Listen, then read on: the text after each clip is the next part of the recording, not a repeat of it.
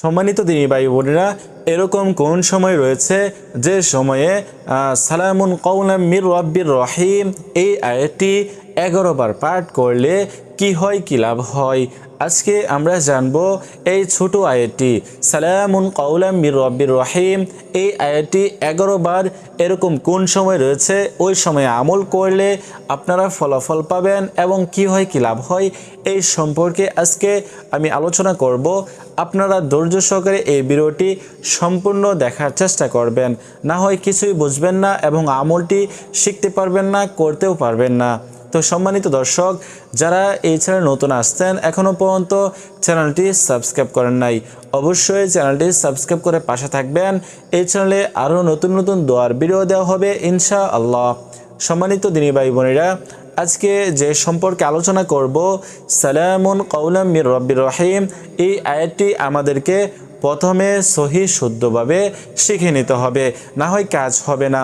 তো আসলে আমরা প্রথমে এই আয়াতটি সহি শুদ্ধভাবে শিখে নেই।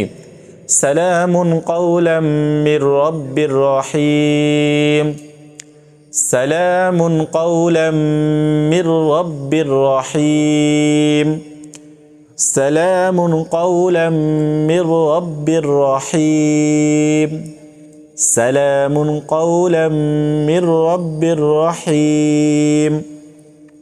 এই যে আয়াতটি পাঠ করেছি, এই আয়াতটি আপনাদেরকে সহি শুদ্ধভাবে শিখে নিতে হবে, না হয় কাজ হবে না।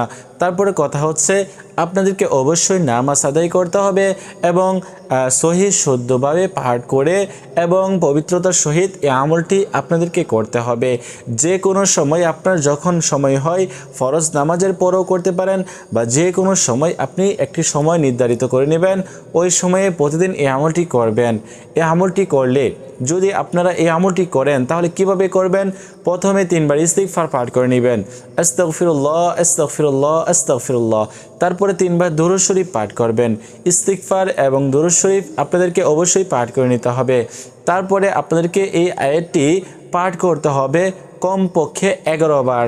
এই আয়াতটি পাঠ করতে হবে সালামুন কওলাম মির রাব্বির রহিম, সালামুন কওলাম মির রাব্বির রহিম, সালামুন কওলাম মির রাব্বির রহিম। এরকমভাবে সহি শুদ্ধভাবে আমি আপনাদের জন্য পাঠ করেছি, আপনারা অবশ্যই এই আয়াতটি শিখে নেবেন।